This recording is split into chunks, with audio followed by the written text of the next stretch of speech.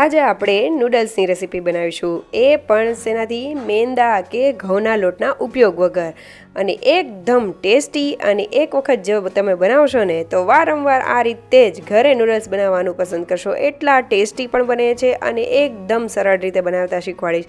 તો વિડીયોને એન્ડ સુધી જરૂરથી જોતા રહેજો. તમારું સ્વાગત છે મારી ચેનલમાં અને આપ સૌને મારા જય શ્રી કૃષ્ણ. તો ચાલો શરૂ કરીએ આજની આ રેસીપી.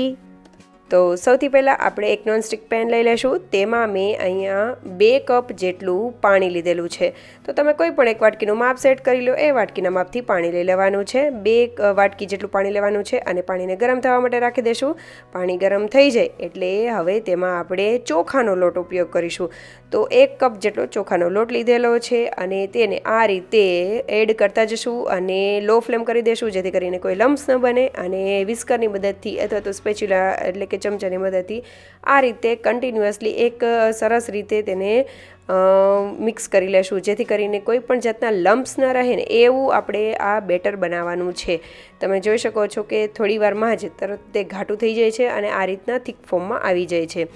તો અહીંયા આપણું મિક્સચર રેડી થઈ ગયું છે. પણ અત્યારે જો કોઈ લમ્સ બન્યા હોય ને તો આ રીતે ચમચાની મદદથી ભાંગી લેવા, જેથી કરીને આપણને આગળની જે પ્રોસેસ છે તેમાં સરળતા રહે. હવે આપણે આ જે બેટર તૈયાર થઈ ગયું છે, જે મિક્સચર તૈયાર થઈ ગયું છે, તેને સાઈડમાં કરી દઈશું અને એક બાઉલ લઈ લઈશું. તેમાં 1/4 કપ જેટલો તપકીરનો લોટ લીધેલો છે. પોટેટો સ્ટાર્ચ પણ કહેવાય છે. તે લઈ લઈશું. તેમાં સ્વાદ પ્રમાણે થોડું મીઠું એડ કરી દઈશું અને તેલ મેં અત્યારે ઉપયોગ કરેલો છે. તમે પાછળથી ઉપયોગ કરજો, તેનું રીઝન હું આગળ જણાવીશ. તો અત્યારે માત્ર મીઠું જ એડ કરવું અને જે આપણે ગરમ જે આપણે ચોખાના લોટનું મિક્સચર રેડી કરેલું છે તે આમાં એડ કરી દઈશું અને બધી વસ્તુને સૌથી પહેલાં સરસ રીતે મિક્સ કરી લેવાની છે. અહીંયા જ્યારે આપણે તેલ એડ કરીશું ને એટલે તેની નાની નાની જે તપકીર છે ને તેની નાની નાની ગોળીઓ પડી જાય છે. એટલા માટે મેં તમને કીધું કે જ્યારે તેલ જે છે તે પાછળથી એડ કરવું. જ્યારે આ થોડું મિક્સચર મિક્સ થઈ જાય પછી થોડું તેલ એડ કરવું, પહેલાં ન કરવું, કારણ કે મારે એવી ગોળીઓ થઈ ગઈ હતી એટલા માટે. તો તમે જોઈ શકો છો આ રીતની ગોળી થઈ જાય છે. ભાંગી જાય છે પણ વાંધો નથી આવતો, પણ થોડી વાર તમારે એને સરસ રીતે મિક્સ કરવું પડે, થોડી મહેનત થાય એટલા માટે. હવે આ મિક્સચરને એકદમ સરસ એવું કરી લેવાનું છે. ગરમ હતું ત્યારે જ મેં મિક્સ કરેલું છે એટલે આ રીતનું થઈ ગયું છે. તમે જોઈ શકો છો અત્યારે કોઈ પણ જાતનું લમ્સ નથી અને આ રીતનું સ્ટીકી એવું બેટર તૈયાર થયું છે. અને આ રીતનું બેટર તૈયાર થઈ જાય એટલે હવે તમે જોઈ શકો છો કે આપણે તેને સાઈડમાં રાખી દઈશું. મિક્સચર રેડી થઈ ગયું છે. હવે આપણે એક સંચો લઈ લઈશું. જે આપણે જે વેફર પાડવાનો કે સેવ પાડવાનો સંચો હોય એ લઈ લેવાનો છે. તેમાં મેં અત્યારે નાની જાળી રાખેલી છે.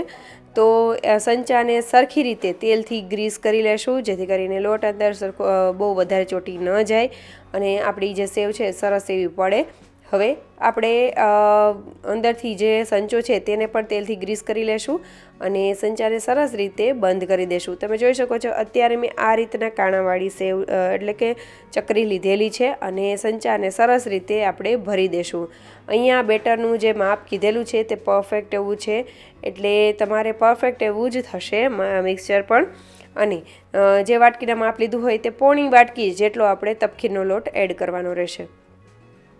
હવે સંચાને આપણે બંધ કરી દઈશું અને એક બાઉલ લઈ લઈશું. બાઉલમાં મેં પાણી ભરેલું છે અને તેમાં અત્યારે આપણે બરફના ટુકડા એડ કરી દઈશું. એટલે આપણે ઠંડુ એવું પાણી તૈયાર કરી દેવાનું છે આ રીતનું. તેને સાઈડમાં રાખી દઈશું. આ બધી પ્રિપેરેશન પહેલાં જ કરી લેવાની. એક ચારણો લઈ લેવાનો અને નીચે પણ એક મોટું બાઉલ જેવું રાખી દઈશું ચારણાની નીચે અને એ પણ સેટ કરીને રાખી દઈશું. હવે મેં સાઈડમાં એક બાઉલમાં પાણી ગરમ કરવા માટે મૂકેલું છે. તેમાં થોડું એવું તેલ એડ કરી દઈશું અને જે સંચાની મદદથી આ રીતે સેવ પાડી લેશું. તે ગરમ થઈ જાય, બોઇલ થઈ જાય પાણી એટલે આપણે સેવ પાડી લેશું. એટલે ધીમે ધીમે સેવ જે છે તે ઉપર આવી જશે. આ રીતે નૂડલ્સ આપણા ઉપર આવી જશે. પણ તમે જોઈ શકો છો કે એની થિકનેસ બહુ ઓછી હતી ને એટલે તરત જ ભાંગી જાય છે. એટલે મેં ચકરી બદલાઈ લીધેલી છે. તમે જોઈ શકો છો થોડી ઓલી ગાંઠિયાની જે ચકરી હોય છે ને એ મેં એડ કરી દીધેલી છે. આ રીતનો સંચો હોય ને તો ઇઝીલી તૈયાર થઈ જાય, એડ થઈ જાય છે, મતલબ નીચેથી આપણે રિમૂવ કરી શકીએ છીએ. પણ જો તમારી પાસે એક વખત ચકરી એડ કર્યા પછી જો ચેન્જ ન થાય એવો સંચો હોય તો પહેલેથી જ આ રીતની મોટી ચકરી એડ કરી દેજો. હવે આપણે નૂડલ્સને આપણે એક વખત પાડી દેશું અને અહીંયા એવું કંઈ જ નહીં બને. તમે એક વખત સંચો ફેરવશો ને આખું જ્યારે તમે કૂચરું પાડી લેશો ને એટલે તમે વિરુદ્ધ દિશામાં સંચાને ફેરવી દેશો એટલે તરત જ તે બધું પડી જશે મિક્સચર. હવે બોઇલ થઈ જાય અને બધું જે નૂડલ્સ છે તે ઉપર આવી જાય એટલે આપણે લઈ લેશું અને તરત જ આ નૂડલ્સને આપણું જે બરફવાળું પાણી છે ને તેમાં આપણે એડ કરી દેવાના છે. એટલે તમે જોઈ શકો છો કે આપણા નૂડલ્સ મસ્ત એવા તૈયાર થઈ ગયા છે. હવે આપણે બીજી બેચ એ રીતે જ કરી લેશું, સંચાને આ રીતે ગોળ ગોળ ફેરવતા અને એક વખત રિટર્નમાં તેને મતલબ રિવર્સમાં ફેરવી લેશું એટલે સરસ એવા નૂડલ્સ પડી જશે. અને આ રીતે એક વખત બોઇલ થઈ જાય અને નૂડલ્સ બધા ઉપર આવી જાય, એકાદ મિનિટ જેવો ટાઈમ થઈ જાય એટલે તરત જ આપણે આ રીતનું બરફવાળું પાણી હોય ને તેમાં એડ કરી દેવાના છે. હવે તમે જોઈ શકો છો કે આ રીતે આપણે બધા નૂડલ્સને પાડતા જવાના અને કરતું જવાનું. હવે પાણી આપણે ઠંડુ રાખવાનું છે જેથી કરીને જ્યારે નૂડલ્સ એમાં એડ કરીએ એટલે તેનું ટેમ્પરેચર તરત ડાઉન થઈ જાય અને તે સેટ થઈ જાય. તો આ રીતે થોડી વાર માટે રાખી દેશું, 30 સેકન્ડ કે એકાદ મિનિટ જેવું, અને તરત જ તેને આ રીતનો જે જારો છે તેમાં આપણે એડ કરી દઈશું. તમે જોઈ શકો છો કે કેવા નૂડલ્સ આપણા બન્યા છે. આ રીતના નૂડલ્સ આપણા તૈયાર થતા જશે. આ જ રીતે બધી પ્રોસેસ કરવાની છે. આમાંથી ઘણા બધા નૂડલ્સ થાય છે. એક કપ ચોખાનો લોટ અને પોણો કપ જે તકીનો લોટ લીધેલો છે તેમાંથી બહુ બધા નૂડલ્સ થાય છે. તો આ રીતે આપણે બધા નૂડલ્સને તૈયાર કરી લેશું અને હવે આપણે તેને વઘારની પ્રોસેસ કરી લેશું. તો મેં એક નોનસ્ટિક પેન લીધેલું છે, તેમાં તેલ એડ કરી દેશું. તેલ ગરમ થઈ જાય એટલે બારીક કાપેલું લસણ અને બારીક કાપેલું આદું તેમાં એડ કરી દેશું અને સરસ રીતે સાતળી લેશું.